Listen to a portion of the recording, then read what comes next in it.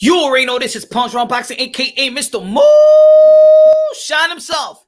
Ladies and gentlemen, you read the thumbnail. I always say you read the thumbnail. You saw the thumbnail. You read the title. Who is going to be the next fighter, next boxer to evolutionize boxing? I'm talking about fighting style, technically wise. Who will be the next to evolutionize the sport of boxing? It's a busy day today. You got the election debate, vice presidentes. So, man, first and foremost, good morning, good afternoon, good evening, wherever you are on this side of heaven. God bless you all, mi gente, my people. What's good? High, low. Good looking out with that, my brother. Good looking out. Good looking out. More power to you, my brother. Yes, deep sport concept. Carlo, what's good? Penguin, dímelo. So, smash the like button, ladies and gentlemen. You already know, smash the like button. Help the visibility of the video, of the stream, of the live. This video is brought to you by Bowl and Basket Specialty Watermelon Sparkling Water. Sporting Advantage YouTube cheating me out of your intro. What up, Punch? What's good? Sporting Advantage was good. What's good, Dawn? Just was good. I'm doing good, my brother. I'm doing good, man. No, it's a busy day. I wasn't planning to do this live show because, of course, I did wanted to see the Showtime boxing telecast. Brandon Lee is fighting today. Shout out to Brandon Lee. About time he's fighting with somebody that doesn't have a losing record. About time. Dawn, good looking out, my brother. I appreciate that. I appreciate the support. I appreciate the support. Felipe, dímelo. Smash the like button, ladies and gentlemen. Smash the like button. So, y'all read the title, man. And a lot of people always talking about who's going to be the next great fighter, Hall of Fame fighter, special fighters. But, who will be the one to evolutionize the game? Now, these are more than just special fighter. These are more than just Hall of Fame fighters. These fighters come around once every 20, 25, 30, half a century, quarter of a century. It's not easy. It's not easy. And just by the thumbnail, don't worry. I did not leave out Sugar Ray Leonard as well. And I'm just putting out the guy that is modern day times, put it that way, because of course, if we go back into the 20s, into the 30s, we're going to look at other people, of course. But modern day people that we resonate, the names that we resonate in today's time. I'm downloading a video right now.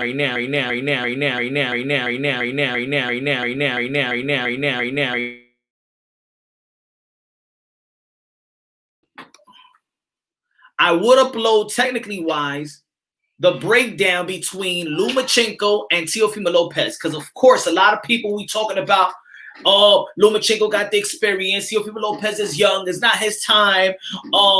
Everybody got their content. Everybody got their narrative. But rarely people are breaking it down skill for skill, tool by tools. What's good, Ron? What's good, Velocity? What's good? Should we say champions are prospects? Should we add prospects? Champions are no longer prospects. That's why when people talk about for example, Shakur Stevenson, and people be like, well, he's young. Well, he had a belt. Or like Devin Haney, well, he's young. Well, he got a belt. Now he got responsibilities. Now we got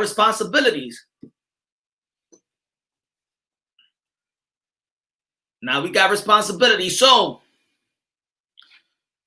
Muhammad Ali, we ain't never seen a heavyweight move like that. It was an evolution. He evolutionized the way you fight in the heavyweight division. His movement, flow like a butterfly, sting like a bee. His quickness, his speed, his counter punching, his reflexes, his defense. Muhammad Ali evolutionized the game. Let me go even further back. Sugar Ray Robinson evolutionized the game. It was no Sugar Ray Robinson, there wouldn't be no Sugar Ray Leonard, there wouldn't be no Shane Mosley, it wouldn't be no, how you say, it wouldn't be no Roy Jones, right? Sugar Ray Leonard evolutionized the game as well. Muhammad Ali evolutionized the game. Roy Jones Jr. is like Muhammad Ali and Sugar Ray Leonard had a baby. Pause. But you understand what I'm trying to say. Sugar Ray Leonard, no, Muhammad Ali plus Sugar Ray Leonard equals Roy Jones Jr. Right?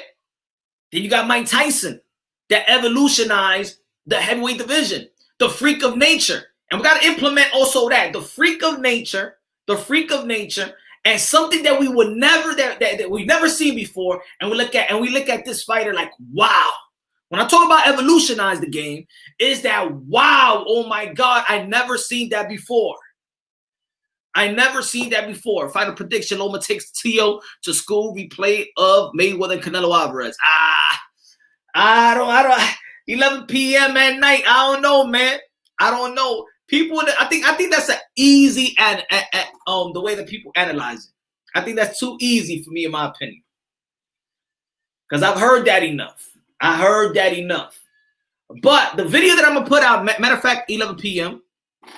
The video that I'm gonna put out like in 2 hours, I'm gonna break it down why I feel this is gonna happen in that fight, technically wise. Not no feelings, not no I just think that his amateur record, he got more experience and da-da-da-da. Because in the end of the day, and I'm gonna get back to the evolutionizer of the boxer.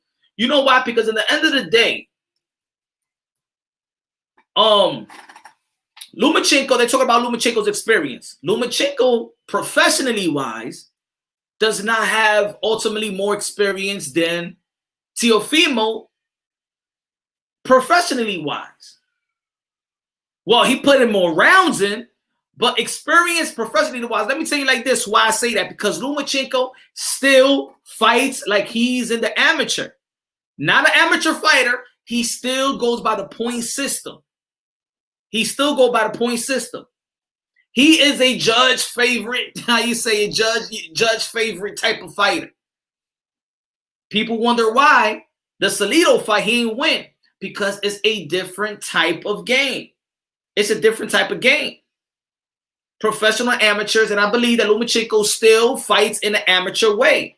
You hit him once, he's trying to hit you back 3 more times because he's trying to get those points back.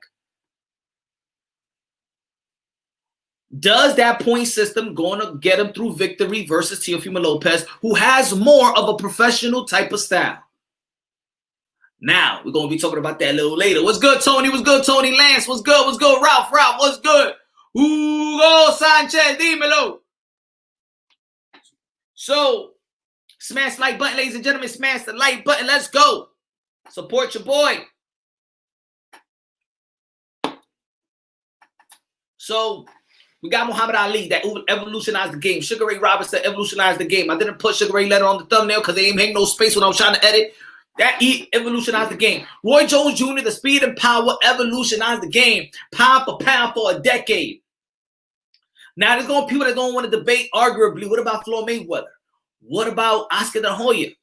Now, they might evolutionize the game business-wise, but I do see that we could, when we say Floyd Mayweather and you say Pernell Whitaker, I don't see them too much of a different type of fighter. I don't think that Floyd Mayweather was like faster than fast, like something that we never seen before, because he came in an era with, he was in the same era of Roy Jones Jr., you know, Roy Jones Jr., Floyd Mayweather. So he didn't, Floyd Mayweather at that time, when the Mike Tyson's in the world was still fighting, and Roy Jones Jr. was still fighting, he wasn't that guy to be like, oh my God, great skills, great pedigree, all around, great defense, was quick, combination was precise, but I do not say that he evolutionized the game. But we just talking about technically wise. We're not talking about business wise, because of course that's another subject in itself. That's another subject in itself. So I feel like Manny Pacquiao evolutionized the game. Are we ever going to see another Manny Pacquiao? Do we feel like we're going to see another guy like Floyd Mayweather technically sound? Like, who can you compare to Manny Pacquiao? Who can you compare skillfully, showmanship, like Roy Jones Jr.? Right? Mike Tyson evolutionized the heavyweight division. To this day, to this day, this is why people want to see Mike Tyson. What's good, chat? What's good? This is why still people are intrigued that if Mike Tyson's in shape in the pad work, that we're willing to see this guy fight. And he probably will get the most pay-per-view buys this year. Think about it.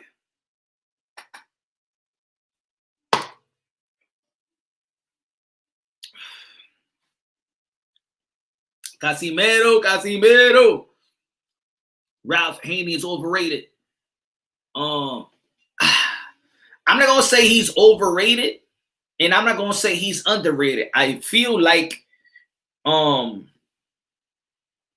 do feel like with Devin Haney is that he's 21 years old. He's 21 years old. And I'm not really I'm not the one that's trying to pressure these fighters at the 21 years old. Now, of course, if you got a strap and you're calling out people, of course, you got responsibility when you got a strap. But I don't expect too much of Haney. I don't expect too much of Shakur Stevenson. I don't expect that much from Ryan Garcia. I don't expect that much from Fimo at these points, but there are champions. So Teofimo Lopez will have to prove something. He got responsibility. Devin Haney got responsibility. Virgil Ortiz is still coming up. Boots Ennis is still coming up. Shout out to Brandon Lee. He's going to be fighting today, probably in the main event. I'll probably go miss that fight because I'm here rocking with y'all. But Brandon Lee, good fighter that I see in the near future, going to be ringing a lot of bells. Salute, fight, salute. I don't see. I think Loma schools him until fight week. Now he may get a knockdown and controversial decision happens. Maybe. That's how we look at boxing nowadays. We looking at some controversial. We go in looking at boxing. We go in looking at the sport. Like there's something fishy gonna go around here. We know that. There's something fishy gonna go around here. Or Robert Guerrero. He's fighting right now. Oh, okay. Let me know how it's going. I was like, yo, today, Robert, I'm like, okay, I'm going to do the live commentary with Brandon Lee. And then I took a nap, forgot about it. I'm thinking about the evolutionize of the game. I said, I'm going to do this live show. And then once I put it up there, I say, oh, shit, I forgot about Brandon Lee. And then I'm downloading on my other laptop. I'm downloading the video that I'm about to pull out. And this shit takes so much long that I don't want to start all over. But let me know, Robert, let me know what's going on with Brandon Lee. Will Leo take a dive? Nah, he ain't gonna take a dive. It's hard for me for fighters to really, so I could say that they're gonna take a dive. It looked like Jason Rosario took a dive on that one, man. The way he was catching an orgasm on the floor after that straight left hand to the body. Brandon Lee knocked him out already, bro. Okay, see, I ain't even had to take time to do that. Good looking out, Robert. Good looking out, Rob. Vicious KO by Brandon Lee. I ain't need to see it. Probably ought to see it on my Twitter feed. Here you go. Brandon Lee. I like Brandon Lee. I was very critical of Brandon Lee just because, but not really Brandon Lee. Not really Brandon Lee, but I was critical of the way they was moving him because how you going to have like 16 opponents that Jimmy Williams hits the canvas 3 times and is basically knocked out cold, laying over the bottom rope. Whoa. 1 round, first round, just put into sleep.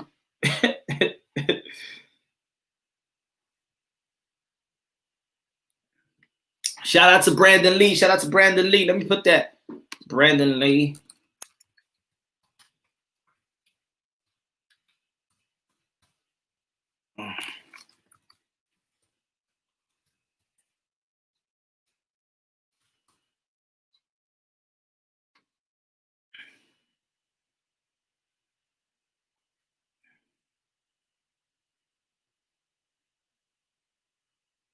Let me tell you like this guy is dangerous. Brandon Lee is dangerous, but you know what? What I was saying was, I got on. I was very critical of Brandon Lee because the way they was moving him, they got him. And I was talking about this, that when people trying to clean up the sport of boxing and trying to make the sport of boxing safe, these matchmakers are responsible as well. These promoters are responsible as well for putting guys that has no chance in beating this other person. Because I'm not the one that be calling fighters tomato cans, Uber drivers, bums. Like a lot of people like to show those derogatory terms at these fighters that put their life on the line for pure entertainment. So we say in Punch Drunk Boxing Channel, we say lower opposition. Lower opposition. No more saying that guys are bums, that guys are tomato cans, that guys are Uber drivers, that they got halal trucks, or nothing like that. There's no respect. We should respect these guys that put their life on the line for pure entertainment. If you want to say something, say low opposition. Lower opposition. So, yeah, man. There you go.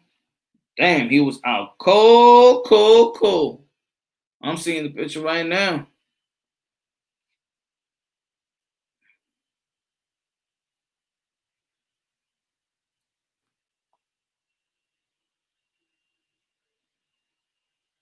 And he's 21 years old as well.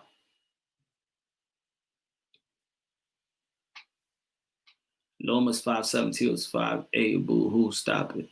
Yeah. To be honest, I don't even think they both 5'7" or 5'8", because I know he's shorter than Floyd. Floyd was what? Shout out to Brandon Lee, man. Shout out to Brandon Lee. He's a force to be reckoned with. I'm happy that they put him against somebody that doesn't have a losing record. Like Brandon Lee has, if you see his resume, he got like 13, 15 opponents with losing records. That's not good as well. That's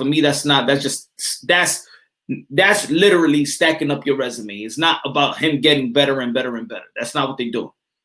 So that's why I was very. We're calling the Brandon Lee bandwagon the Soul Train. Tickets are now on sale. Get on board. Nah, man.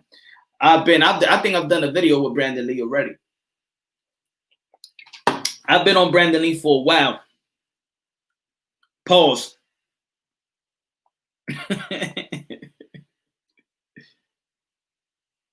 Former Minneapolis police officer Derek Chauvin was released from prison after posting $1 million bond. Damn, bro, where you get this money from? Whoa. $1 million. Yo.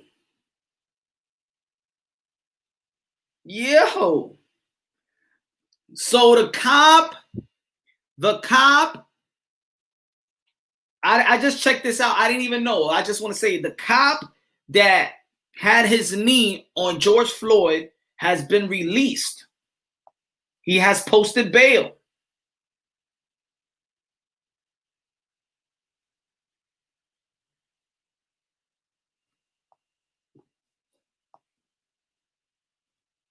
I don't know if he was the one that had his knee on the dude. Oh, yeah, it was him. Neck released from prison on $1 million bail. Wow. Yo, I just checked, Punch. The protests are starting up again. Yo. Oh, Lord. I'm saying, like, damn, man, who put up like 2 houses for this guy? He got good family members that love him, huh?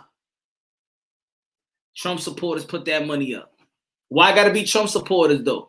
Why, bro, Horace, why gotta be Trump supporters? Why can't be liberals that put the money up? Huh? Come on, man. Why I gotta be Captain Orange supporters?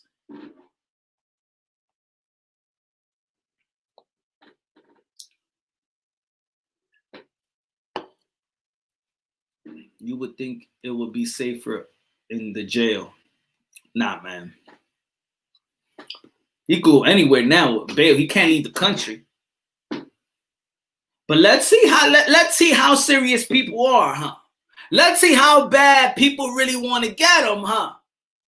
Let's see. It's all that protest. Let's see who's gonna hunt him down. Who's gonna hunt him down, huh? Let me see. I mean, they all free. Guys going to Walmart and people protesting. Go to where they live. Go get him. He's free. Go get him. Let me see. Don't be burning down no communities. He's free. Go get where he at. All right? How about that? How about that? They raised money for the kid who killed those people in Wisconsin. I don't know, man. I don't know, man. It's crazy. It's crazy, my friend. What's happening today?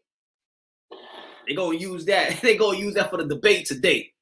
Well, there was a bunch of Trump supporters that actually paid for the release of this officer. Yeah. And that's the new narrative. That's the new narrative. Oh, man. Trump cloned the real Trump is hiding in a bunker underground. Yeah, the people outside of his house, he's not going home. Hey, he got to go somewhere. What happened? That means he got enough money to be protected as well? They're not going to protect him. Is he still an officer? No. I want to see this.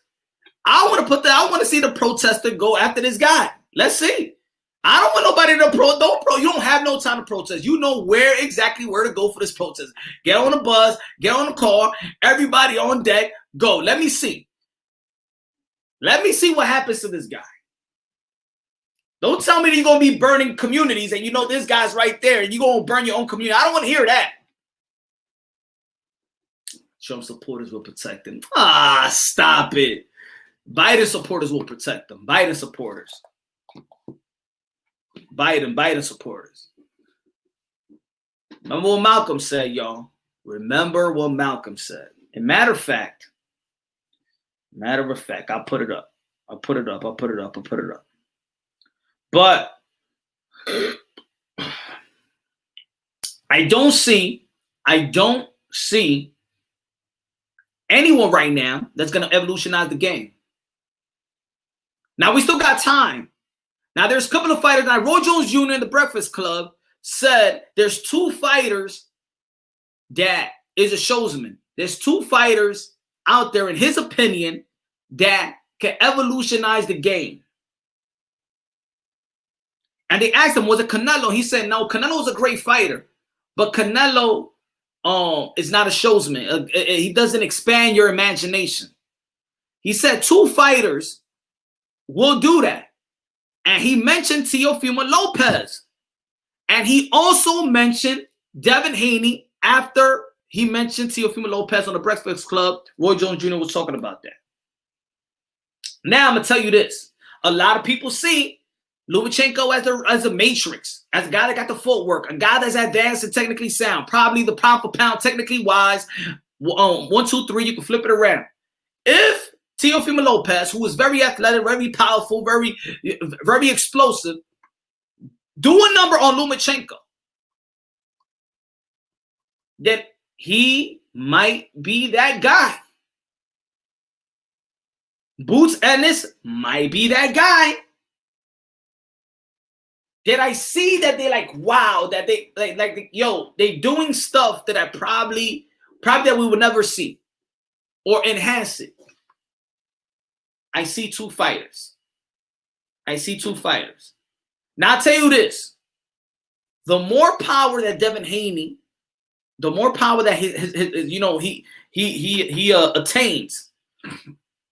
Because Devin Haney got good footwork, got great skills, got good jab, the great fundamentals, great reflex. We got Ryan Garcia there. His speed is awesome. Now, these guys are 21, 22 years old. I want to see them when they're 24 years old. But if we're talking about evolutionize the game as well, Muhammad Ali was awesome at that age. Even Oscar De La Hoya was awesome at that age. Sugar Ray Leonard was awesome at that age. Mike Tyson was already an undisputed champion by that age. So that's why I see if Fimo beats Loma, might he be the one? It's a reason I call him the captain of the generation. It's a reason I call him the commander-in-chief of this generation. If he comes across the Loma fight and actually beats him in a spectacular fashion, Jaron is overrated. I don't know about that, Ralph. Boots will be that guy, but the top guys would avoid him. Maybe. I think they're yeah, I think so. I think so. But I think he should. I think he should. His management should request to fight for eliminators. I think he should fight an eliminator next, probably the IBF. But his promoter needs to request these type of things. But Boots Ennis, but we not. I mean, he's young, Ralph. He's young. You know, I mean, we get to a point in the sport of boxing where we always want to be like, well, who he fought? Well, who he fought? Well, who he fought? He's young. Let him grow. Let him get his fights in. He wants the big fights as well. He's not gonna get them. But I'm not gonna let.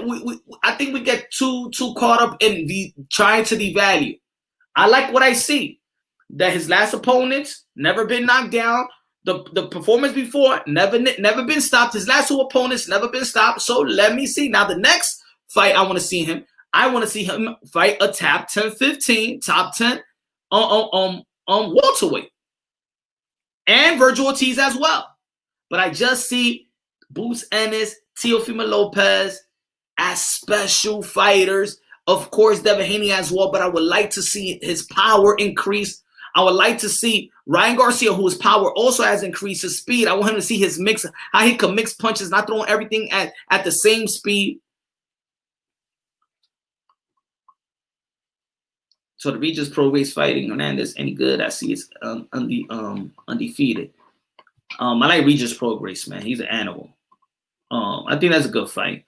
What about Shakur Stevenson? Only 23. I like Shakur Stevenson. And the last time, Carlos, remember when I was doing the live commentary, if you was on the live commentary, I said, I got to see this guy knock somebody out.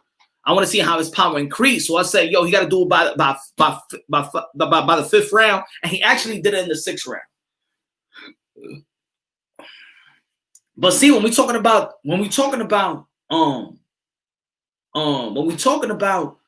guys that did good, young, they already was established. They already had power. They already had speed.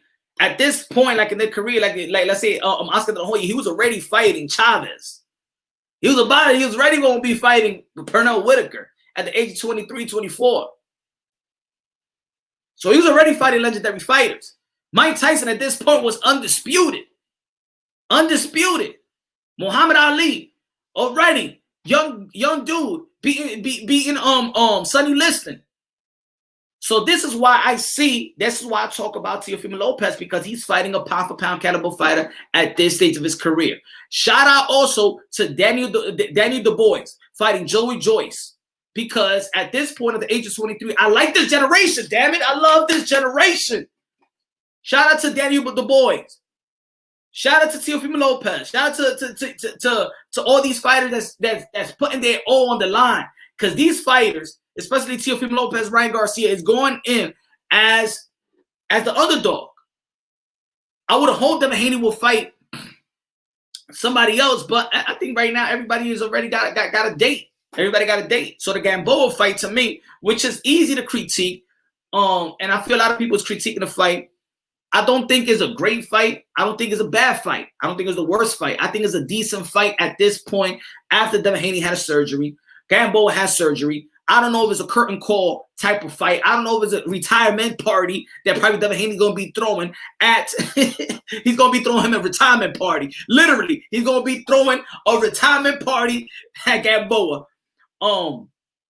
But it's a decent fight for a 21-year-old. Remember, he's only 21 years old. He's coming off surgery. Ain't nobody out there that he's calling out that willing to fight him at the same time.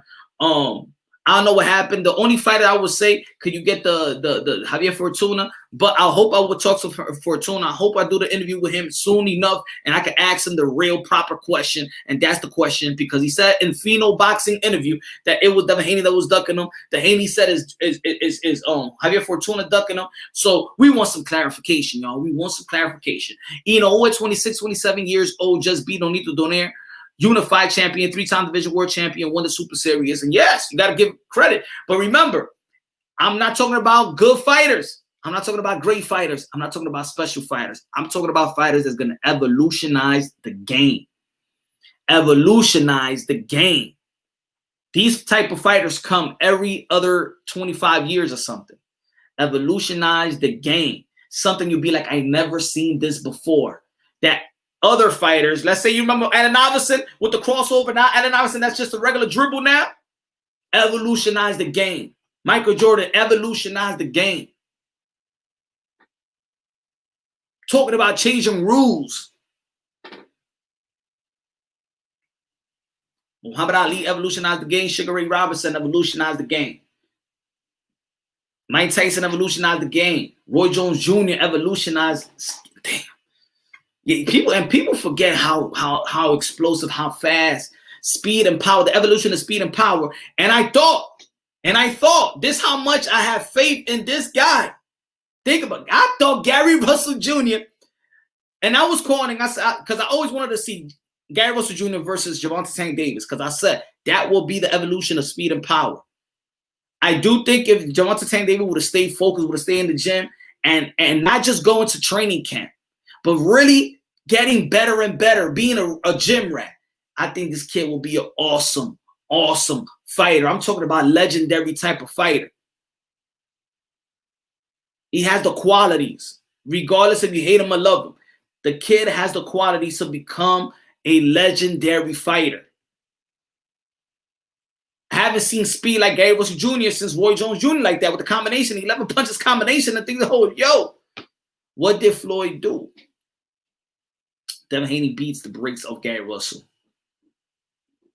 Casimero is the next best thing. He's got what it takes to evolutionize the game. I don't know about that yet, though. I mean, Casimero was 30 years old. He is getting better. He looked awesome in his last fight. But let's see if he fights. If he fights, Inoue. Like, what fighters that we say that is ahead of its time? Is ahead of its time. How many?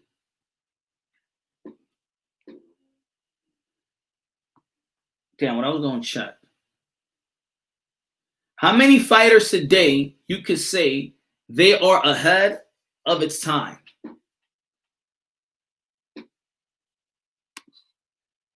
Boxing learner.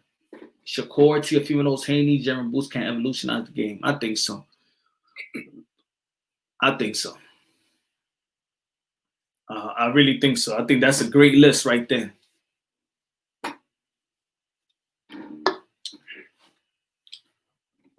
But if you had to pick one, boxing learner, if you had to pick one out of Shakur, Teofimo Haney, and Jaron Ennis, who would it be? If you had to pick one. Because we talked about evolutionize the game, but it's not a whole crop to evolutionize the game. It's always that one. Now, these fighters could be great. These fighters could be special. But I believe only one can evolutionize the game. $40. Shakur? Think so? I don't see Shakur as that, like that, to evolutionize the game. But hey, that's an opinion. It's what you see, right? Floyd's better than Manny. Beat him easily. Roberto Duran beat Sugar Ray Leonard. But I wouldn't say that Roberto Duran evolutionized the game. Just because Floyd beat Manny Pacquiao, for me, I think Shakur, we ready for all. I think Boots can beat some top guys right now, so he would. He got a nice style. See, for me, I said, Horace, I got is Tio and Boots. And to be honest, I also put in Gervonta Tank Davis up there. I said with Devin Haney, I want to see his power. I want to see in his next fight how his power is going to increase. Because I think that's what it is with Devin Haney. It's just time. With Ryan Garcia and Devin Haney, I think it's more like that power. Freak of nature. Evolutionize the game. And like I said, remember, we're talking about evolutionize the game. The game. Not that you're great, not that you're special. Andre Ward, special fighter. He ain't evolutionized the game. Klitschko, special fighter. AJ, special fighter. Deontay Wilder, freak of nature right hand. But is he doing something that we never seen before? Oh my God. The oh my God type of fighters. That we're like, we don't know. We don't know how he does it. We don't know how he do it. Bulls needs a top 5 to gouge him. I would like to see Lipinets on up. I got Kokorov being Sergey Lipinets though. Virgil Ortiz is the man, exciting as fuck. See no one stopping him. I see Virgil Ortiz as a great fighter, as a potential great fighter. I don't see him as the guy that's going to evolutionize the game. No one could evolutionize boxing like Muhammad Ali and Manny Pacquiao inside out the ring.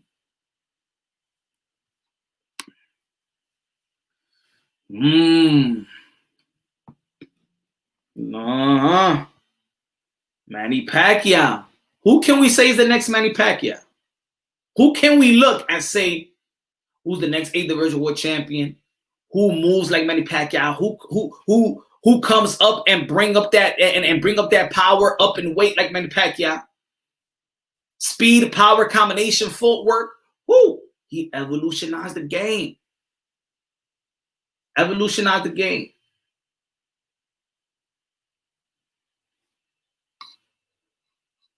I like boot style. I like Virgil though. I like him like I like him the same. I like him the same. I like him the same. No, because fighters today scared of losing their it could be that too. I respect that too. Nobody right now can evolutionize the game. I could respect if somebody says it like that too. Couldn't you argue for Wilder his right hand is a cheat code?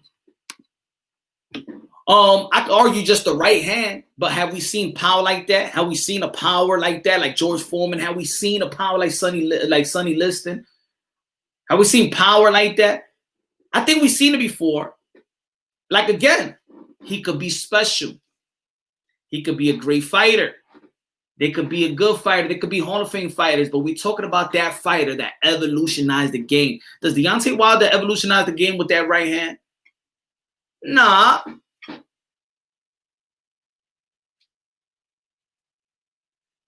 We talking about that. While this, boom, is the standard right now, and it's better than what the standard was back then. So when we talk about evolutionize, we're going to talk about, okay, we see Mike Tyson, and now who's the next Mike Tyson 2.0 in the heavyweight division? That's evolutionize the game. Not somebody that fight like Mike Tyson. Somebody that we see that is going to create a legacy that's better than Mike Tyson. Performance-wise as well. Not seeing my man Style though. I did a video. I did a video about him. Not seeing our man. I mean, he evolutionized that showmanship. But you know what? With our man as well. Now you put our man, right? Our man. Before that, you could say Camacho, right? But now see my man, you got honorable mention. He is the showsman. Probably one of the last showsmen that we see him.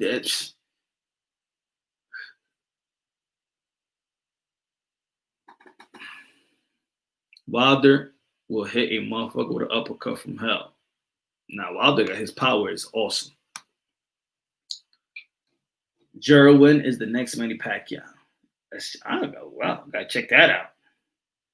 I got Haney, but like I said, it needs more explosiveness. He needs to knock these dudes out while he's young. Exactly. And that's why I see Devin Haney as a special fighter. A fighter that's going to evolutionize the game? Not yet. And that's what I mean also. I agree with you. Explosiveness needs to knock out dudes. Remember, we're talking about evolutionizing the game. We're not talking about that you're just going to be a special fighter, one of the greats, Hall of Fame. We're talking about evolutionizing the game. Then now this is the standard. Have anybody surpassed the technique and style of Roy Jones Jr. in his prime? Have we seen anything like Roy Jones Jr. today? Have we seen anything like Roy Jones Jr. today? Have we seen anything like Mike Tyson today? If we can't see it, if we see saying that Manny Pacquiao, if we can't see it, then nobody has evolutionized the game yet. And who will be the next one? So I do feel like on the runner-ups is going to be Fimo, Boots Ennis, Focus, Determination, Jim Rat, Gervonta Tank Davis, Devin Haney. If you start knocking dudes out, see the power increase. The same for Shakur Stevenson. I don't see none of the heavyweights going to be better that's going to evolutionize the heavyweight like Mike Tyson. Not yet. We still haven't seen a Mike Tyson. We still haven't seen nothing close like Mike Tyson. Because every time we look at every heavyweight, what we say to one another. If Mike Tyson was fighting that man, he would knock everybody out. If we still have that in our head, it's because nobody has exceeded our expectations. Bruce Ennis is the next Roy Jones. I said that. I did a video about that. My brother. Yep. I feel that.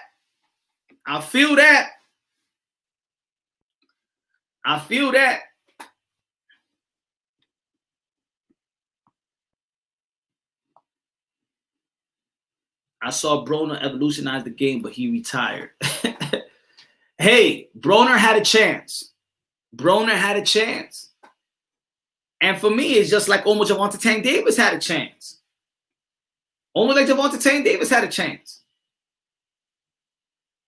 It's like I said in my other live, in my other stream. Yo, people don't critique Gervonta Tank Davis' technique.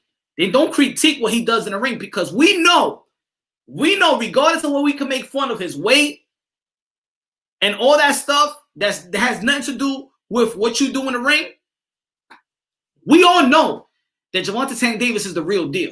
We know that.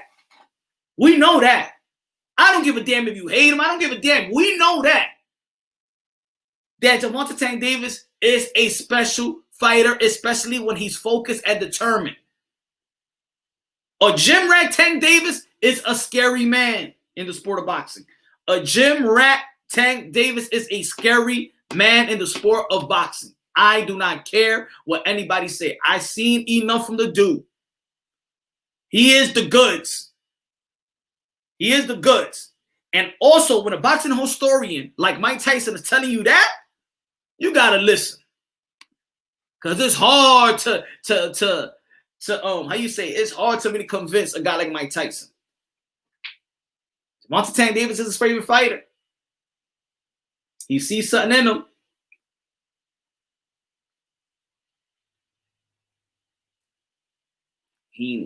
Well, Ralph, what Broner is, he was doing the same thing that Davis is doing now.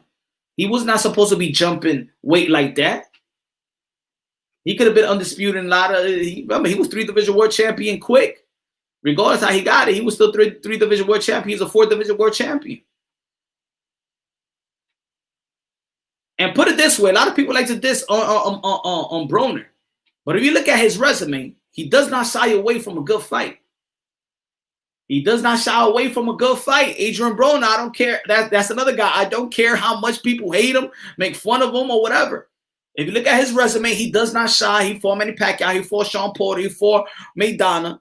He fought Mikey Garcia. And even though that he lose, look who he's losing to. Though. Trust me, I was on that wagon, always making fun of the problem. But you know what? If you really think about it, he ain't never been stopped. He ain't never been, well, he got dropped by Maidana, but that's it.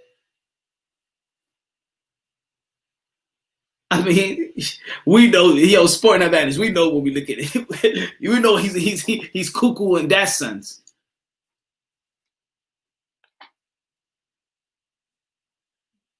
Well, he should have never jumped in weight. Put it that way. He should have never was jumping weight like that. What's good, Seth? What's good? Let's see if anybody want to jump on a panel and talk about who will evolutionize the game. Evolutionize the game.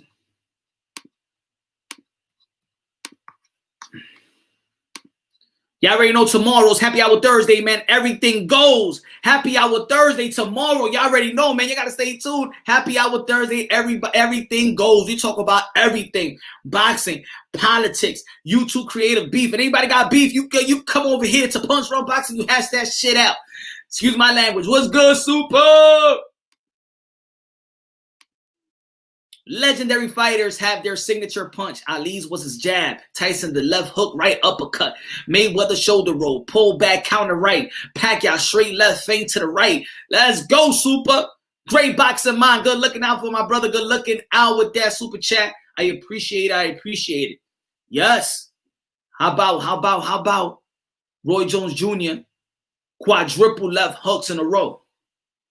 How about that? Roy Jones Jr. quadruple left hook in a row. Another person when I see my man. Honorable mention. Maidana Vargas working fighters. You fought money in the low heavyweight divisions money. If T.O. beats Loma, he makes the list. He has the talk, the swag, and the backflips, and the Fortnite dances. Yo, good looking out on that. By the way, man, Super. I appreciate it, man. God bless. Yeah, sporting advantage. If T.O. beats Loma, that's what I was saying earlier. If Teofimo beats Lomachenko in a spectacular fashion, oh, he's on that list. He is the one that's going to evolutionize the game. Oh, yeah. He will be the one in the forefront. And look, it will only bring some legitimacy to when I say he's the captain of this generation. It will just only bring legitimacy. Now, of course, if Teofimo Lopez lose, a lot of people, I understand, they're going to come back to the Punch Run Boxing channel and give me the I told you so and give me what happened to your boy and what happened to this. Hey, I made a prediction, damn it. I wonder why nobody came to my channel to talk about Denny and White getting knocked out by Povetkin when I picked Povetkin. Collins, what's good, my brother? Punch Run, Mr. Moonshine, what's up, brother? Hope you all Gucci. Thank you very much for that, man. I appreciate it, chat. Always looking out for your boy, man. God bless. Hope you and your family doing good and well. T.O. still got to fight Haney, though. You telling me, Horace, you telling me if Teofimo beats Loma, who's a pound for pound fighter, 1, 2, 3, you could flip it around. World renowned pound for pound caliber fighter. You think that Teofimo Lopez legitimacy will come to fighting Haney though? Come on. We're not, remember, in boxing, we move forward. We don't move backwards. We move forward. Teofimo Lopez is fighting the man that everybody in 135 understand who the man is, and that's Lomachenko. So it's not about Teofimo Lopez beating Lomachenko, but he got to beat Devin Haney to legitimize if he's the evolution. Nah. Now, Devin Haney will have to fight higher ranked fighters. He's going to be fighting Gamboa. Gamboa's ranked what? In the top 16, top 17 overall. Teofimo Lopez already fought a top five lightweight fighter. He's about to fight the number one.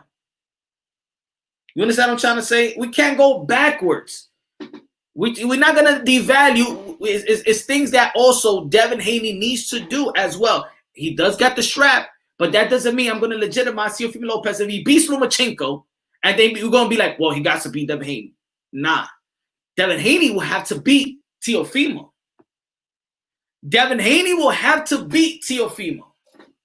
Let's not change narratives here. Those other channels that want to create narratives and things of that nature. I'm not all about creating narratives. Morally, unbiasedly, logically, and objectively, Haney will have to legitimize to beat a Teofimo Lopez if Teofimo Lopez beat Lomachenko. And that's only if he beats Lomachenko. And it's not about devaluing anybody. If Teo wins, he will be the one to call the shots for 135. Of course. We all know that. We all know that. The franchise belt don't exist to me. Well, it doesn't exist to you, but it's not even about the franchise belt. It's about who was the last person who won the belt. So take the franchise belt off, and who's your champion? Morally, who's your champion? If you take if Lomachenko never accepted the franchise belt, then who's the champion? Let's put our feelings aside for when we're talking about our favorite fighters. Let's break it down unbiasedly, logically, and objectively. You take out the franchise title, and who's the champion? Loma, he's the guy. So it's not about devaluing anybody. I think that's when people want to debate, when it's not really a debate. You feel me? Or the franchise belt is being made. It's being made for that fight. It's being made. You don't see the pictures. What the picture that Lomachenko had on while they doing that, the quote unquote 24/7 type of thing in ESPN. What belt did Lomachenko have? Come on, man. Come on, guys. Come on, man. I'm just trying to take something away from a guy. Y'all just trying to take something away from a guy. It's okay. Will Bob Arum make that fight happen, though? Which one? Which one? If the dude is saying, look, if Fimo wins and he says I'm going to 140 to fight to fight a unified champion of either Taylor or Ramirez, or the win of Taylor and Ramirez, go to the 140 and go to 140. Easy. But this is why I wanted Devin Haney to actually fight someone that all of us will be happy that he's fighting against. But who's out there? So I'm not putting this on Haney. Haney versus Loma. Haney versus if Loma beats Teofimo Lopez, I want Haney versus Loma. If Teofimo Lopez beats Lomachenko and stays at 135, I want him to fight Devin Haney. If he's gonna fight after this fight, let's say if he beats Lomachenko, goes to 140 to fight Ramirez or Taylor, go get that fight. You're gonna become a 2-division world champion, a 2 unified division world champion at the age of 23. Oh man, you gotta go for that. And they're the same top rank, easier fight to be made. And the WBC just told us in an interview, I did a video about it. Mauricio Sulaiman said that if Teofimo Lopez beats Lomachenko, that he will trump the mandatory for Jose Ramirez, and he will be in line to fight Jose Ramirez just because he got the franchise tag.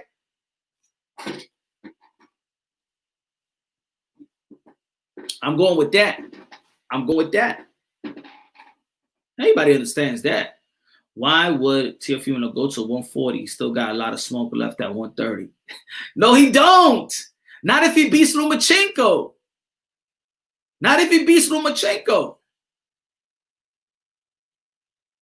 Because there's accomplishments at 140, bro. There's accomplishment at 140. Can you imagine if Ramirez and Taylor fights and one of them becomes undisputed?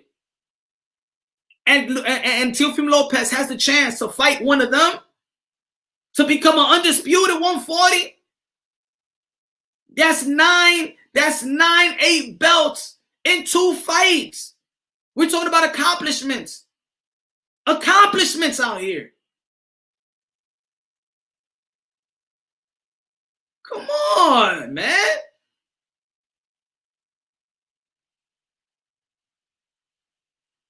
That's almost like when people be like, yo, but Lomachenko should have fought his mandatory Devin Haney when WBC never said he was a medium mandatory. He should fight his mandatory, but you rather a fighter go fight their mandatory than actually fight for a unification bout. That's what happens when people don't want to break things down unbiasedly, logically, and objectively. Both Taylor and Ramirez will be at 147 when Teofimo gets to 140. He's getting, Horace, my brother. He's fighting in 2 weeks. He's fighting in 2 weeks. After the 2 weeks, he said he's moving to 140. You got to listen to what these guys are saying. This is not what I'm saying. This is what Teofimo. I got the interview. Go check out the interview with Teofimo Lopez Jr. Listen to what he's saying. Listen to what Teofimo Lopez Sr. is saying. Don't go by your feelings. Go by what they're saying. What did Floyd Mayweather said about Devin Haney as well? He said, Devin Haney's only going to be fighting one more fight in 135 and he's moving to 140. Did he say that? These guys are going to fight in 140, mark my words. These guys are going to be fighting in 140.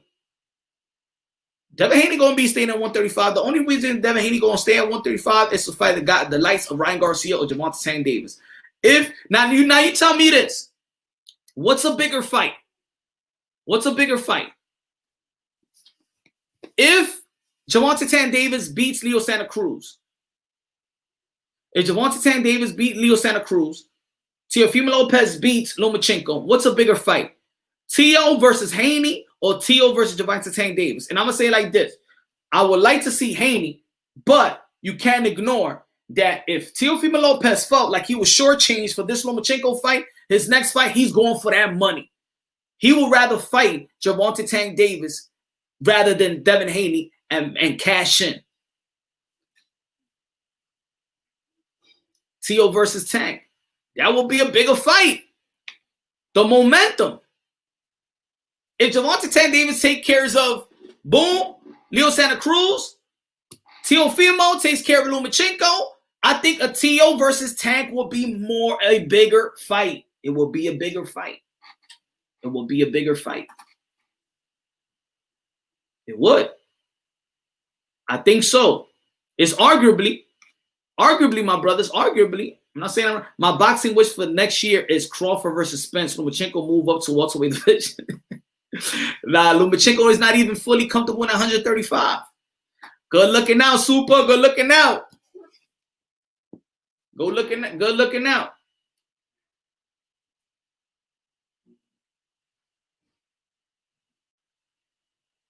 Can you imagine next year if Ryan Garcia takes care of Luke Campbell, Ryan Garcia versus Devin Haney, Teofimo versus Tank, then the winner fights each other.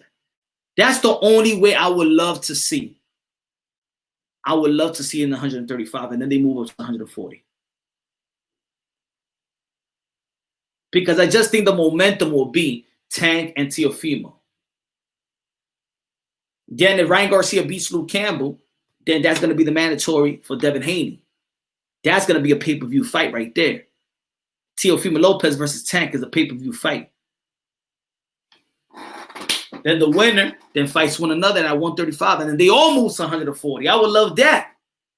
But if Teofimo Lopez is saying that after this fight, if I beat Lomachenko and I'm going to 140 and I'm gunning for Jose Ramirez, I'm going with that as well. Because it's about accomplishment. It's about accomplishing greatness. He's moving up to a guy that people already have him on a pound list, probably 10 or honorable mention.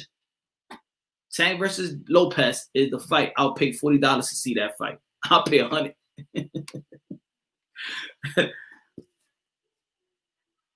I'll pay $1. The promotions to Tank Teo will be like Mayweather Oscar atmosphere. Oh, hell yeah. And then you got the trash talker. You got the Teofimo Lopez and his pops. And you got Mayweather. You got Gervonta Tank Davis. You got that clip where they sparred. You crazy? That momentum? Tank Davis versus Teofimo Lopez after Teofimo Lopez beats Lomachenko. And Tank Davis after he beat Leo Santa Cruz. That would be a big-ass fight. The biggest fight in 2021. Now, would a Haney and Teofimo Lopez would be a big fight? Yes, but it wouldn't have the same momentum if let's say Devin Haney would be fighting Ryan Garcia. He takes care of Ryan Garcia, and then we move on. If it was like that, but he's fighting Gamboa, a guy that a lot of people don't see, like this is going to be a very exciting fight. It's a decent fight for Devin Haney for both men. It's a decent fight, but it's not the fight that the fans wanted to see. Lomachenko and Fimos are the fight that the fans want to see. Gervonta Tank Davis versus Leo Santa Cruz, I think is a lot of people saying it's a mismatch, but I'm gonna say it's a pay-per-view. And the thing is, Gervonta Tank Davis, he gets a lot of love from a lot of people, man. And you got Floyd Mayweather, the aura of Floyd Mayweather around Gervonta Tank Davis. I'm gonna tell you like this: that's gonna be a big fight. If both of them take care of business this month, you're gonna hear Gervonta Tank Davis versus Teofimo Lopez. You're gonna hear that. You're going to hear that more than Fimo versus Haney. You're gonna hear that. Now, after that weekend, you're going. That's then Devin Haney. Devin Haney, I would love for him to get a splash and knock the hell out of Gamboa. Give him a curtain call. Give him a retirement party beatdown. And you know how boxing is. What have you done for me lately? And then the eyes will be on Haney, Fimo, and Gervonta Tank Davis. And that trio, who will get in the ring first? Would it be Haney, Gervonta Tank Davis? Will Floyd Mayweather put that up? I don't know.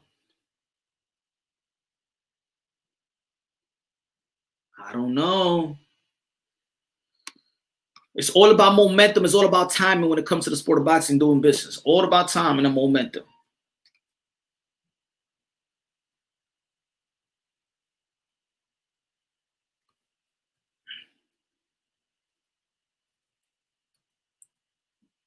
Been downloading this video for quite some time.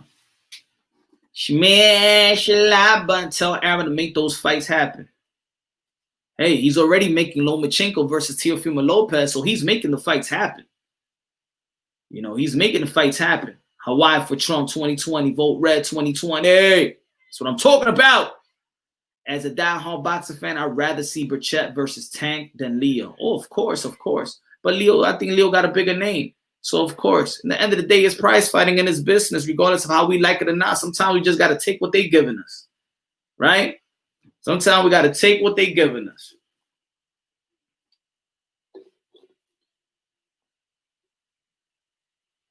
I'm afraid for Leo, man. If I see beat down, go and change the channel. Oh, man. Again, let me clarify myself. Devin Haney and Teofimo Lopez is a great fight, but I'm just thinking it's the momentum. If I'm getting the feedback and I'm doing interviews with these guys and they're saying that they're trying to move up to 140. Hold on, y'all. Give me a second. Give me a shake.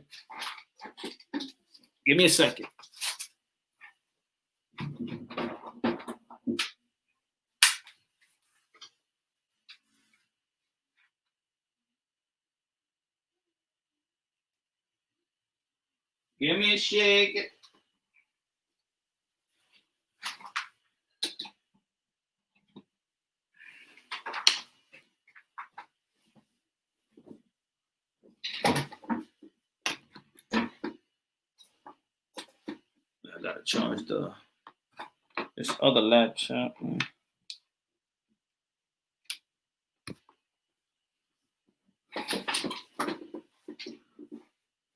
Listen, Punch, Haney versus Loma is bigger than Teofimo Lopez versus Loma. I disagree. I disagree. But hey, we'll see. We'll see. But Punch Haney versus Loma is bigger than Teofimo versus Loma. Then if it was bigger, they would have made it happen.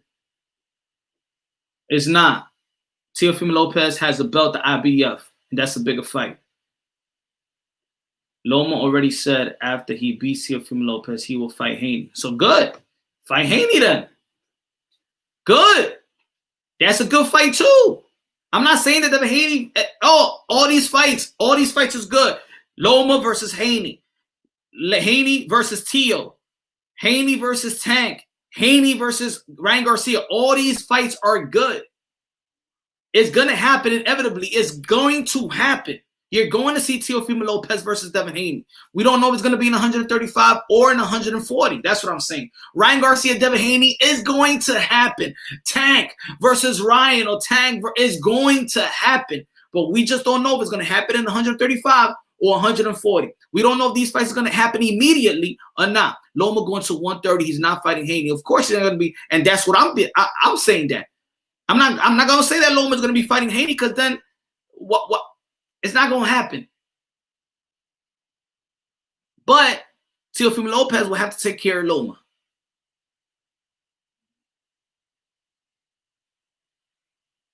Manny versus Davis. Nah, that ain't going to happen either. They could have put Loma ducked Haney for franchise. That for me, that's an old narrative, Pink. That's an old narrative. I think you're siding just one-sided. I think that's an old narrative. Because it's like I've done enough videos, not even about me talking. I've done videos with Mauricio Sudamon, the WBC talking, and it seems like a lot of people just don't want to get it. Just don't want to listen. They want to go about what they feel, but not what's out there. I'm going to say it one more time. Penguin, tell me if you comprehend or not. Tell me if you comprehend or not. You just give me the yes or no. After I'm going to say it one more time. Franchise, belt, or not. Lomachenko beat Luke Campbell 2 weeks prior of Devin Haney fighting. Lomachenko stated that he wants to fight the winner of Comey and Fimo. The winner of Teofimo and Comey's for the IBF. That fight will be undisputed. Why would you think that he's ducking Haney? Because if he fights Haney, then people will say that he's ducking to become undisputed. Are we going backwards or are we going forward? Do you say, oh my God, I do not want to see Errol Spence fight Buck Crawford. He needs to fight Abdul Kokorov because he's been mandatory and been in that position since March 2019. He needs to fight Abdul Kokorov right now. Ain't nobody calling for Abdul Kokorov and Errol Spence. This is about that if you are a fan of Devin Haney alone and nothing else, then of course you're gonna come up with that type of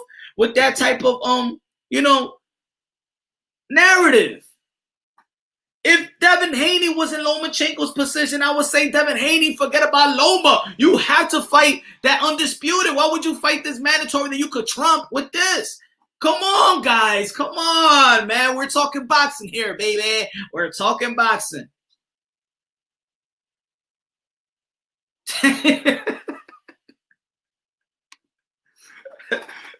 Come on, man. I don't sell my soul like that. Super. I don't sell my soul like that. I ain't no stripper. I ain't girl collection. Good looking out, 5 hours. Good looking out, man. Nah, man, that's some hooker stuff, man. Nah, man.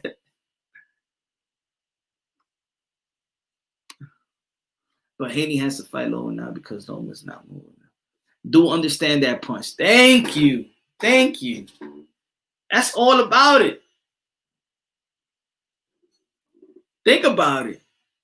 And that's when I match him up. I said, yo, I be saying the same thing. I say, yo, nobody be calling for Errol Spence to be fighting his IBF mandatory that been sitting there. People should be like, yo, why you not fighting your mandatory at, why Sergey Lipinets is fighting the mandatory? You already good.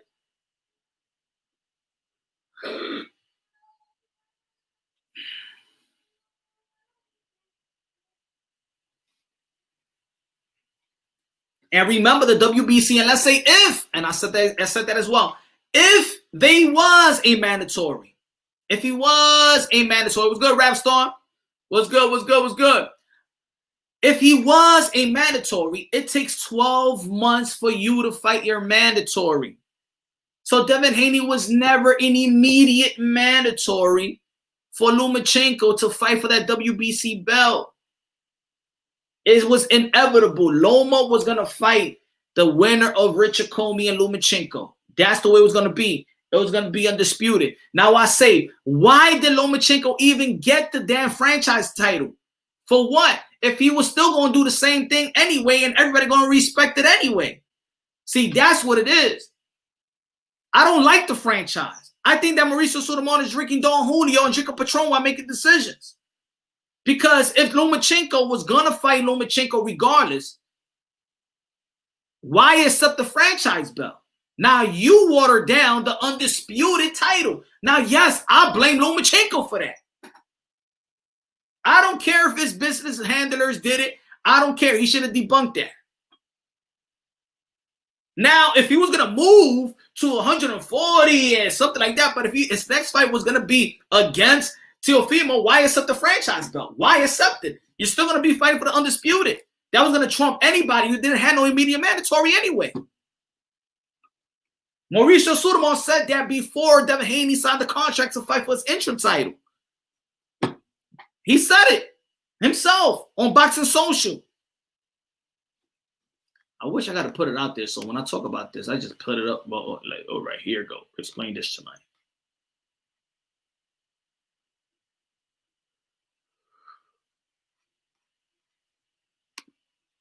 I got to put it next time.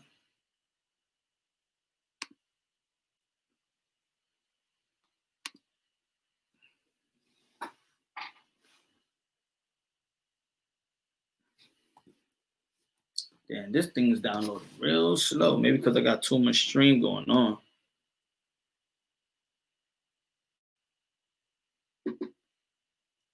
Shout out to Coach Anthony. Everybody go check out that interview, man. Go check out also. Let me put my podcast so everybody knows.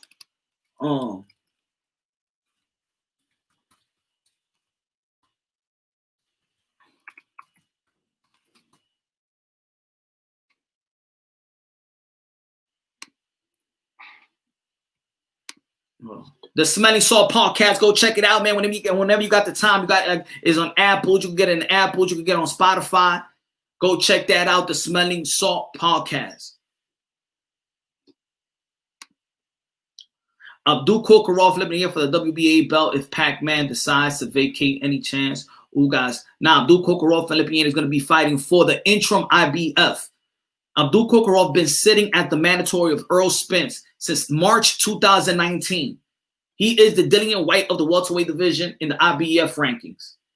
But nobody was calling and nobody was stressing Spence to be fighting his mandatory, right? That would be dumb for us to be like, no, Errol Spence, don't you fight Bud Crawford. You got to fight Abdul Kokorov.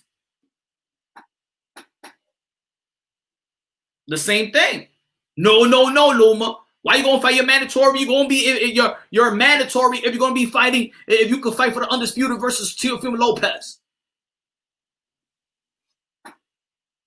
Now the question is, or it's because nobody knows Abdul Kokorov. Ain't nobody doing videos. Ain't no channels. Ain't no community out there pumping Abdul Kokorov. So we don't know who the hell Abdul Kokorov is, right? A lot of people out there. But tell me when a mandatory is more special in unifying or becoming undisputed. No, you gotta fight your mandatory. Come on, y'all. Come on. It's because we know Devin Haney. So there's more fans of Devin Haney than of Duke Kokorov. No.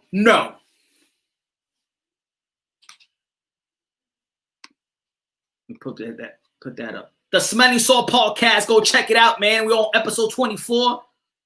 When you go into work, man, it's good to listen to the podcast. Going to work, got all the interviews up there. My recent interview with Coach Anthony, my interview with Peter Quinlan, my interview with Luis Collazo and Virgil Ortiz. Go check it out. Amanda Serrano as well. Everything there, man. When I be doing these videos like 10 to 13, 12, 8 minutes long on the podcast, I'm just going way in depth. When you're working out, whatever, man, listen to the podcast, man. Follow me on the podcast and whatever stream service or app you have. Great interview. Thanks, my brother. Thanks, man. I appreciate that. There's more coming. There's going to be more surprises, y'all. There's going to be more coming, more surprises. It's weird hearing an IBF interim bell. Thought IBF was smarter than that. Thank you. Ain't nobody, but you know what? 11 p.m. Ain't nobody talking about that. When was the last time we heard IBF interim? They looking out for your boy Earl Spence, but it's nobody calling for it. Can now you imagine if it was somebody else? Can you imagine?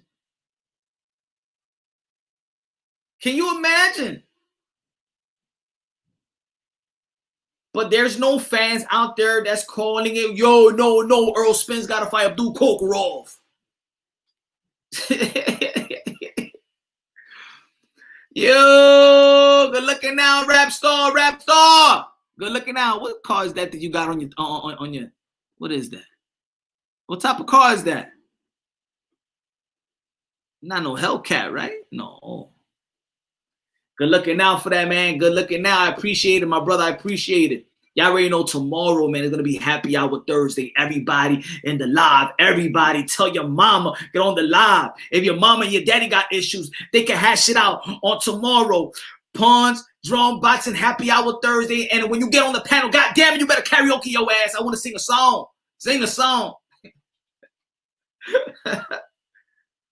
Oh, man, Ralph. Yeah, man. Yeah. I'm definitely going to be trying to get Elvis Rodriguez. I do this. Couple of people. I made a list of guys. Guys and gals I want to talk to. McCaskill. I would love to talk about her. I would love an interview with her. Who else? We did the Boost Ennis. I wanted to do the Boost Ennis. Check out that interview as well with Boost Ennis.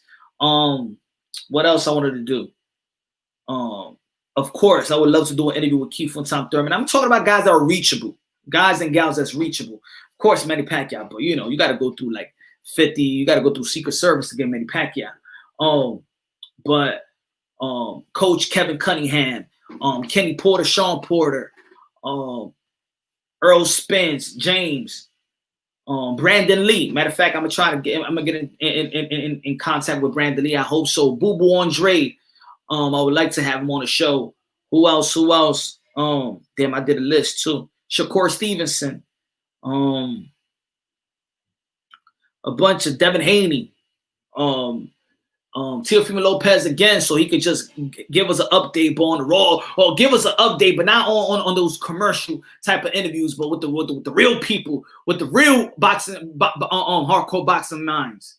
Elvis Rodriguez, of course.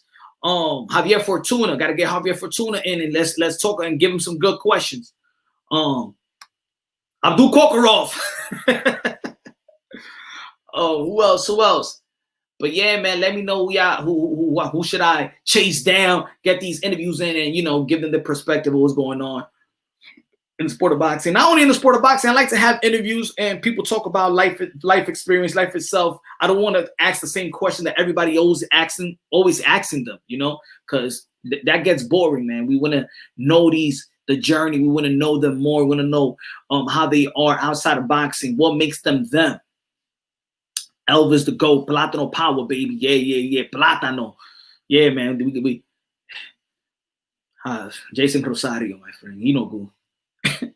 He no good. But I also going to do that. I'm going to be, look, again, Like I said, I break these down unbiasedly, logically, and objectively. I'm going to talk, and if I get the interview with Elvis Rodriguez, I'm going to be asking him the question: what is going on with Dominican fighters that once they get into that position to actually show their skills and talent to the world, it seems like they just don't lose. It seems like they quit. Felix Diaz, after the Buff fight, he quit. Jason Rosario. Regardless how people may say, probably was a good shot to me. It was a weird one. It's a weird finish. It's a weird finish, and I would like to ask him what the hell happened. Who else? Javier Fortuna with that with the Robert Easter fight, and I'm like, oh, I don't know, man. I don't know. It looked like you went out on you trying to quit on that, but you know. Michel Rivera, I hope he's not like these guys, man. I hope Michel Rivera is not like these guys. I hope Elvis Rodriguez is not like these guys. For real, man, because, yeah, I was pissed with Felix. I was very pissed with Felix Diaz. And a matter of fact, I thought that's the fight that was actually going to give this guy, they robbed Fortuna on that Easter fight. Yeah. They robbed Fortuna on that Easter fight. But so it wasn't an Easter fight. It was the Fortuna fight that he was like that. It was a no contest.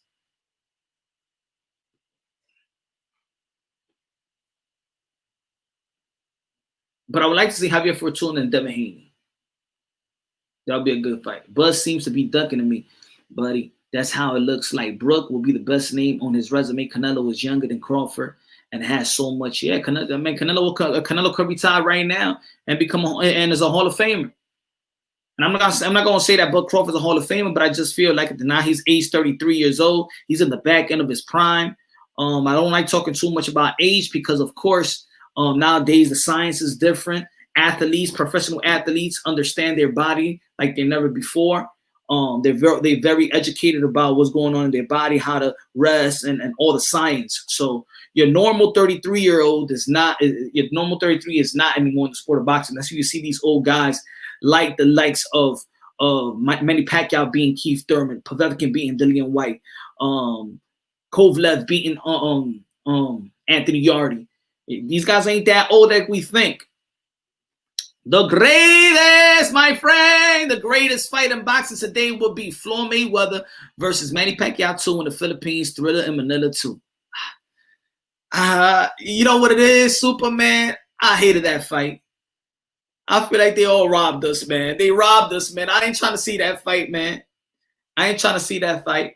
If Floyd Mayweather goes into that fight trying to fight like he did Conor McGregor, I don't want you to be playing defense the whole 12 rounds. Look, I like Floyd, but at this point, for me, he was fighting to survive that fight. No risk. He was playing defense. You just can't be playing defense, in my opinion. You just can't be playing defense. The only time that I felt like he went at him was the 11th round. Remember how he came in the 11th round and he went at Manny Pacquiao and hit him with a couple of shots? If he would have done that more of the fight, then yeah, but I think he was just too on defensive mode. And for me, you can't win fights like that. I'm not going to give you everything out. Yeah, he beat Manny Pacquiao.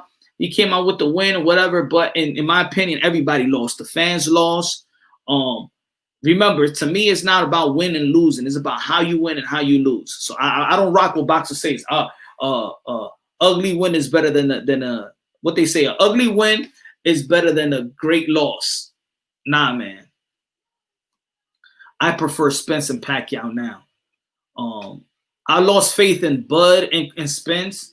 But you know, this is boxing. It's what they do. It's what they do. You know, it's the momentum. It's the momentum.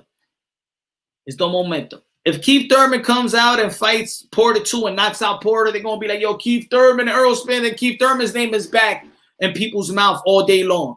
You know? If Daniel Garcia beats Earl Spence, then what are we gonna be saying about Earl Spence? Let's not neglect that Danny Garcia is not no damn tune-up. People, I'm telling you, Danny Garcia is gonna come here and fight. He's not coming here for a paycheck. If Danny Garcia comes out and beats Earl Spence, what's gonna be the landscape of the welterweight division? Don't be surprised. Guys and gals, do not be surprised if Danny Swift Garcia beats Earl Spence. Do not be surprised. Do not be surprised. Baby, tomorrow I don't even drop the link because I'm about to head out. I was about to, but this was supposed to be a short live. But tomorrow, man, I'm putting in the 5-hour live, the 8, the 9. I don't give a damn. It's unlimited. Tomorrow, happy hour Thursdays, bro. Anybody on the panel, anybody or the supporters or the haters, anybody want to say whatever to me or whatever, we talk about everything tomorrow, 10 p.m. Happy hour Thursday, karaoke night. Get your drinks.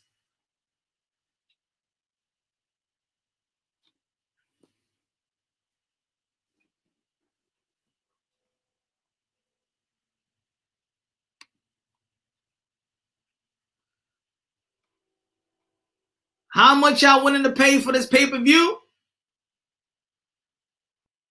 Y'all trying to pay almost $80 for the Gervonta Tank Davis versus Leo Santa Cruz, or you trying to pay only $40? $40. $40.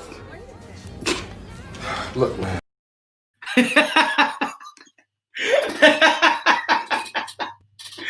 Yeah, I'm always gonna laugh with that.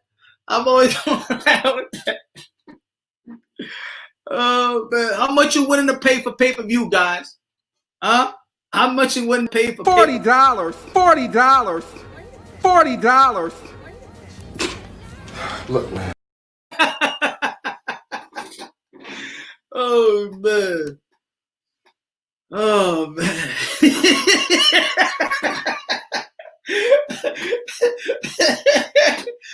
How much I willing to pay for pay-per-view? Oh man. Oh man, I gotta come with more commercials, bro. I gotta come with more commercials. Hold on, let me leave y'all with this. Hold on. Let me find this before I head up.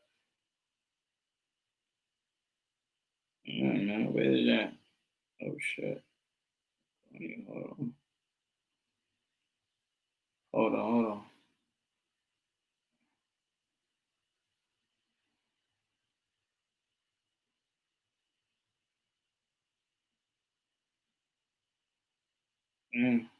Where is that?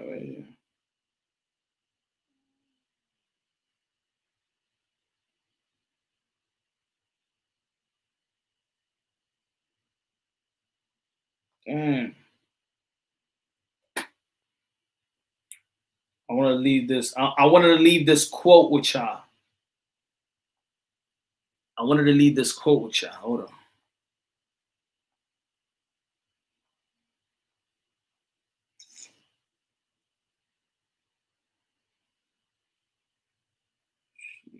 Where is that?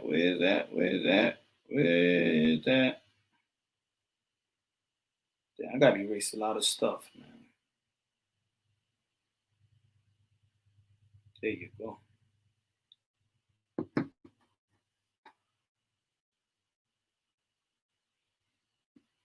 Hold on, y'all.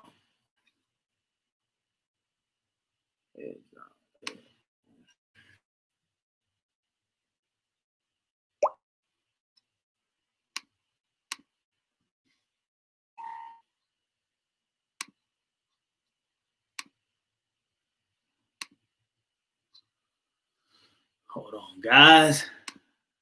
I want to leave this quote. With y'all. Hold on.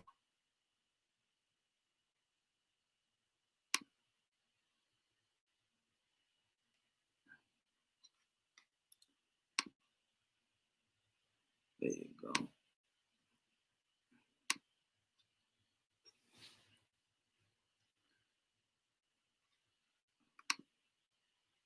So for those of you, especially there's a debate going on right now with Harris, who is part of the mass incarceration squad. Let me leave you a quote. For those of you that don't want to vote for Captain Orange, and rather vote for the man that said, if you don't vote for him, you're not black. Remember? Biden, Sleepy Joe. Just remember what Malcolm X said. Forget about what Punch said, but just remember what Malcolm X said. If you're going to vote for the D's, if you're going to vote for the left, I'm going to leave you a quote what Malcolm X said. So if y'all want to call me, because they be like, oh my God, Punch, you going for Captain Orange. You a coon. You this, you that. Okay. So I want you to say this to Malcolm X as well. The Democrats are playing you for a political chump. And if you vote for them, not only are you a chump, you a traitor to your race. I ain't say it. Malcolm X said it. Let me read it for you. If you can't read, y'all, this is what Malcolm X said. He said this 2 days before he passed away, before he got assassinated. The Democrats are playing you for a political chump. If you vote for them, not only are you a chump, you are a traitor to your race. Ladies and gentlemen, I'm going to leave you with that quote. I'm going to leave y'all with that quote. If y'all don't want to listen to Punch Drunk, listen to my point of view and why I feel how I feel. Are you going to question Malcolm? Are you going to question Malcolm X? Huh? Are you?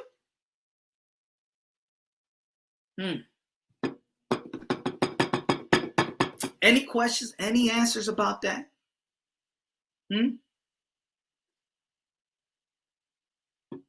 That's how I always felt.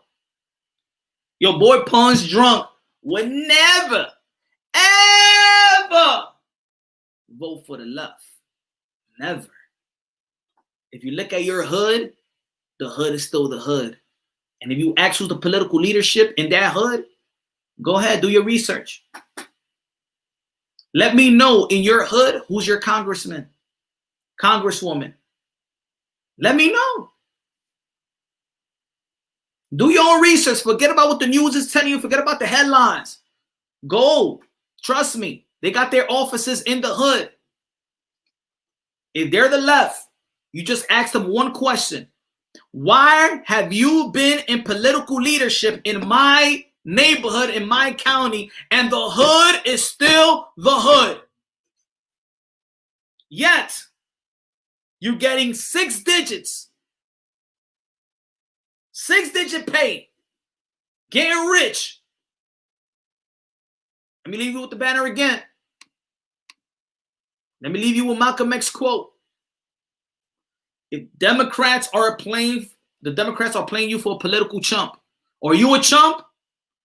And if you vote for them, not only are you a chump, you a traitor to your race. So don't nobody come around here to Punch Drunk Boxing and question my loyalty. The question will be you.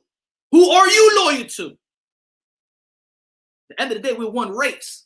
But for those who want to attack Punch Drunk for my political affiliation, I'm going to question you. And if you got to question me, you got to question the Malcolm X.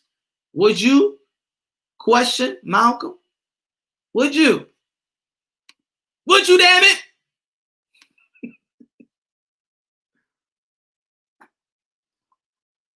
Martin.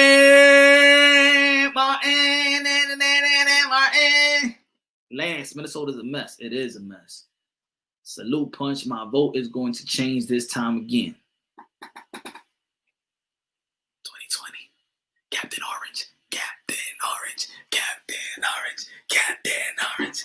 Y'all already know, man. God bless y'all, man. I'm about to be out tomorrow. Y'all already know. It's Happy Hour Thursday. Happy Hour Thursday, man. We're going to be talking about everything. It's going to be lit. Anybody got beef? Anybody want to smoke? You come to Punch Drunk Boxing, open panel. Ain't nobody blocked. Ain't nobody silenced. Not like these other channels that want to silence people. You're free to talk. I'm not taking away your freedom. You're not going to be oppressed in in the Punch Drunk Boxing channel. No, you are free here. This is the freedom in Punch Drunk Boxing channel. When you land here in the panel, in the comment box, you are free. Free at last. Free at last. We all free at last in the Punch Drunk Boxing channel. You speak your mind here. You need to hash it out with some other channel or some other guy or gal. You come tomorrow, get your drinks, your whiskey, your wine, your water, or your holy water, your toilet water, whatever you drink. You come here. Both parties are the same. They're just fighting for our money. Yes. But one is more evil than the other. And I feel like the left has nothing to offer us. You don't see no right people pandering to us. You don't see no right guys pandering to us. I'm talking about the left, the one that wore the African scarf, the cheeky scarf, and got on their knees. Get the hell out of here! Don't pander to me. Of Hillary Clinton trying to eat some hot sauce or whatever, get barbecue sauce. Get the hell out of here! You pandering to me? I'm smart enough. We are smart now. We can identify the truth and who's the fake, baby. The left has nothing to offer us. The hood been the hood for nearly 70, 80 years. That is it. We're not voting for them anymore. The left is outplayed. The Dems is outplayed. They have nothing to offer us anymore. That is it. The end is today. Ladies and gentlemen, do not vote for the left. I gotta go. Punch for the IBF president. Yes, and the WBC. 11 p.m. and the WBC, because maybe Mr. Suleiman is doing a bad job. Anyway, gotta go. I love y'all. God bless, and on to the next, my brothers.